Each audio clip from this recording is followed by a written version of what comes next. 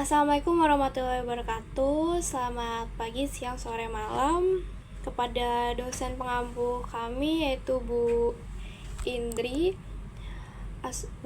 Astuti, SPD MM MPD sebagai dosen pengampu Bahasa Indonesia. Di tugas kali ini saya dan teman saya Harenia Naila Sita Madani dan saya juga Miftah Bigel Ardani ingin menjelaskan atau menjabarkan materi diksi.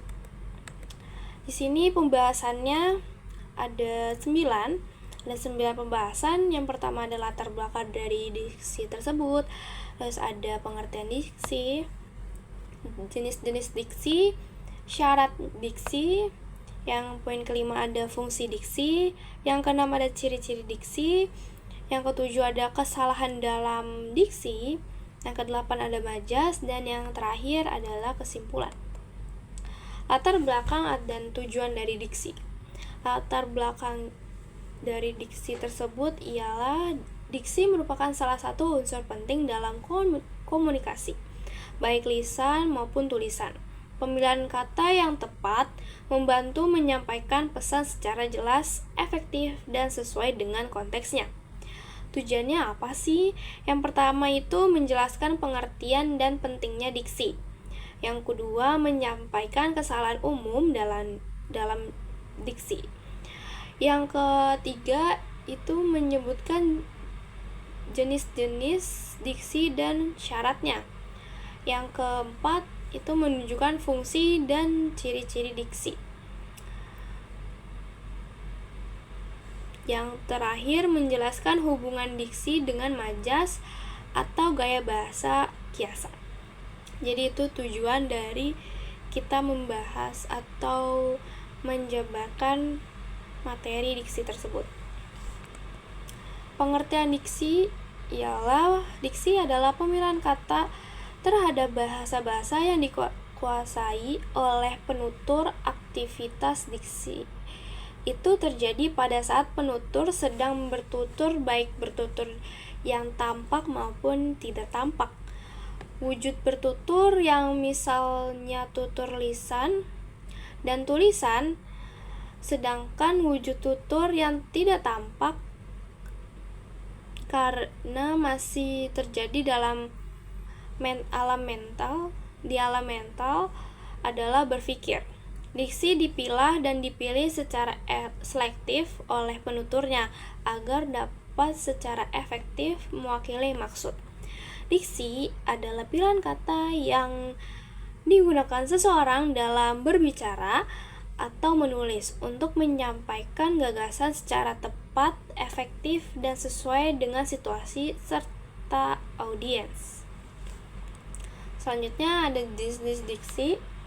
Di sini ada 6, yaitu diksi denotatif, konotatif, diksi konkret, diksi abstrak, diksi umum, dan diksi khusus.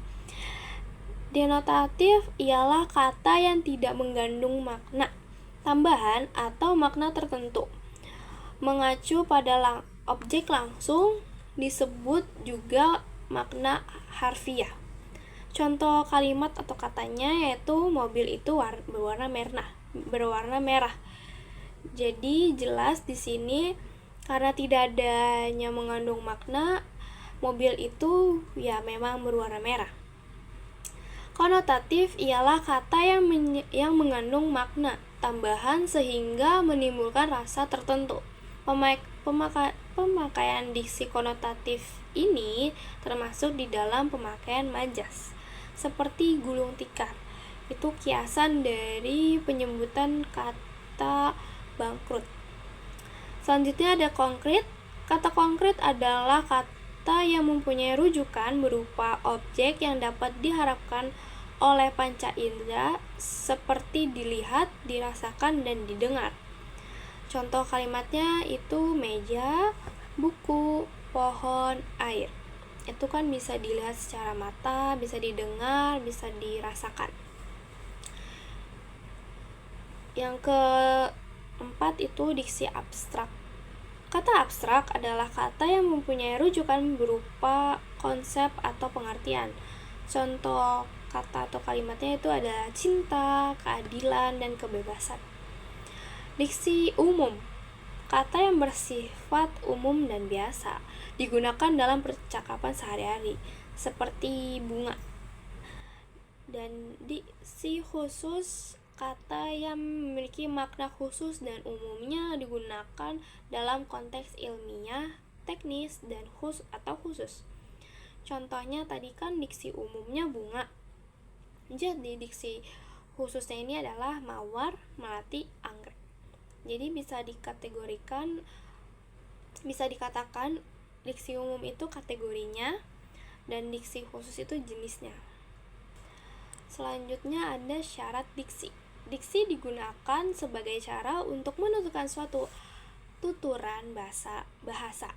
Syarat paling awal dalam penggunaan diksi adalah adanya sejumlah kata yang artinya mirip.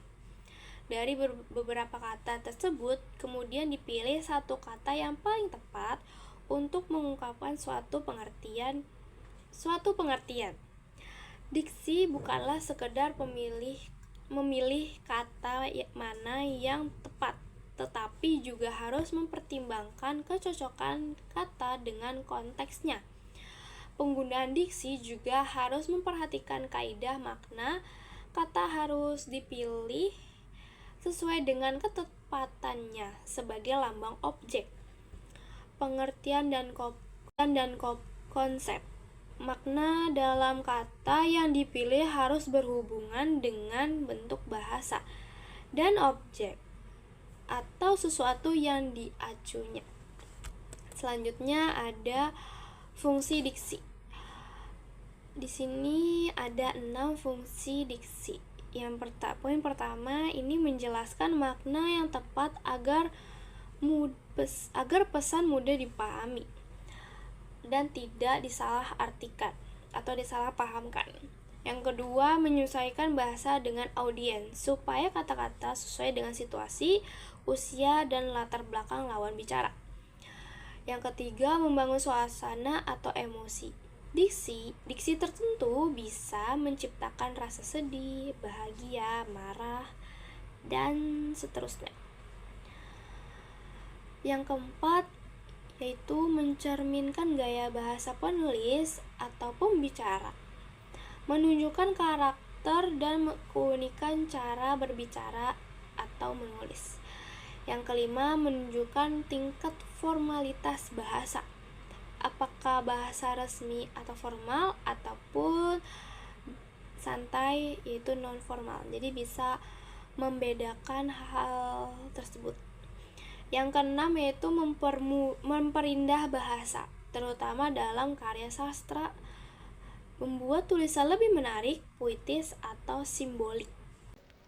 Baik, di sini saya akan melanjutkan mengenai ciri-ciri pada diksi. Nah, ciri-ciri pada diksi ini terbagi menjadi 4. Yang pertama itu ada ketetapan makna. Nah, pemilihan kata harus tepat untuk menyampaikan maksud secara jelas dan tidak menimbulkan salah dalam penafsiran. Nah, contohnya ketika ada kata meninggal, itu lebih tepat digunakan daripada kata pergi untuk menunjukkan seseorang wafat dalam konteks formal. Nah, selanjutnya yang kedua itu ada kesesuaian dengan situasi, di mana kata-kata yang dipilih itu harus sesuai konteks, baik dalam bentuk tulisan ilmiah, sastra, maupun percakapan dalam kehidupan sehari-hari. Dan yang ketiga itu ada keindahan dan estetika bahasa.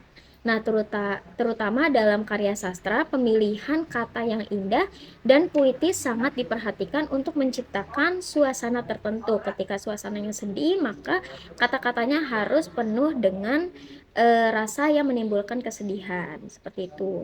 Terus yang keempat itu ada karya nuansa makna, di mana satu kata itu bisa membawa makna denotatif yang artinya langsung dan konotatif yang artinya tersirat. Baik, selanjutnya pada slide kesalahan dalam diksi. Nah, kesalahan dalam diksi ini terbagi menjadi 6 yang perlu kita perhatikan. Yang pertama itu ada penggunaan kata yang tidak tepat, memakai kata yang tidak sesuai dengan konteks makna atau situasi. Nah, contoh kalimat yang salahnya itu adalah dia membunuh waktu di taman, dan contoh kalimat yang benarnya itu adalah dia menghabiskan waktu di taman. Selanjutnya yang kedua itu pemakaian sinonim yang tidak sejalan. Mengganti kata dengan sinonim tapi tidak tepat penggunaannya. Contoh kalimat yang salahnya, dia menyumbangkan pikirannya dengan keras, dan contoh kalimat yang benarnya itu adalah dia memikirkan hal itu dengan serius. Maka kelihatan dari sini bedanya. Selanjutnya yang ketiga itu ada pencampuran bahasa asing, di mana campur kode atau istilah asing tanpa penyesuaian. Nah, contoh kalimat yang salahnya itu adalah dia sangat expert dalam bidang ini, dan contoh kalimat yang benarnya itu adalah dia sangat ahli dalam bidang ini.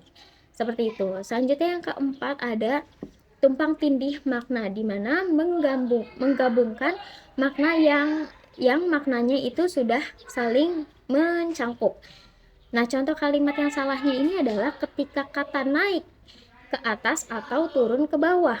Dan contoh yang benarnya itu adalah naik atau turun. Padahal naik itu sudah pasti ke atas dan turun itu sudah pasti ke bawah. Maka contoh kalimat yang benarnya itu adalah naik dan turun adalah turun. Selanjutnya yang keenam itu adalah pemilihan kata yang berlebihan. Itu menggunakan kata tambahan yang sebenarnya sudah tidak perlu gitu.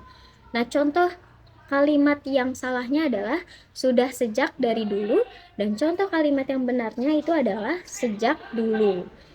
Yang terakhir itu ada ambiguitas, yang artinya makna ganda, membingungkan karena kata yang dipilih bisa bermakna ganda.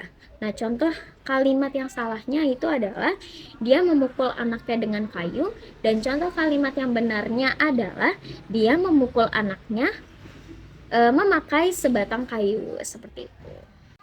Nah, selanjutnya yang terakhir itu ada majas, yang dimana majas itu adalah gaya bahasa yang digunakan untuk menciptakan efek tertentu dalam komunikasi, sehingga bahasa menjadi lebih indah, menarik, dan bermakna. Nah, majas itu juga sering digunakan dalam karya sastra, pidato, dan bahkan percakapan dalam kehidupan sehari-hari untuk menyampaikan pesan dengan lebih efektif, sehingga pesan tersebut tersampaikan secara jelas. Nah, menurut KBBI juga menafsirkan majas secara singkat itu sebagai kiasan. Nah, for your information, kiasan itu adalah ungkapan tidak langsung yang dipakai untuk memperindah bahasa atau menyampaikan makna tersirat. Jadi masuk pada kesimpulan di mana kami berdua ini menyimpulkan bahwa diksi adalah pemilihan kata yang tepat dan sesuai konteks dalam menyampaikan ide atau gagasan. Dalam kehidupan sehari-hari, kemampuan memilih diksi yang tepat membantu berbicara atau menulis secara jelas, sopan, dan tidak menyinggung orang lain. Nah, diksi juga mencerminkan cara berpikir, emosi, dan karakter seseorang. Oleh karena itu, untuk memahami dan menggunakan diksi dengan baik itu menjadi suatu hal yang sangat penting, tidak hanya dalam karya sastra atau akademik, tetapi juga dalam percakapan sehari-hari, media sosial, hingga dalam dunia pekerjaan. Yap, sekian itu saja yang dapat kami sampaikan mengenai materi diksi. Mungkin jika teman-teman ada yang ingin bertanya mengenai materi diksi ini, bisa tulis di kolom komentar aja, nanti kita akan kulik bareng-bareng. Itu saja yang dapat kami berdua paparkan mengenai materi diksi. Kurang lebihnya mohon maaf. Wassalamualaikum warahmatullahi wabarakatuh. Audio Jungle.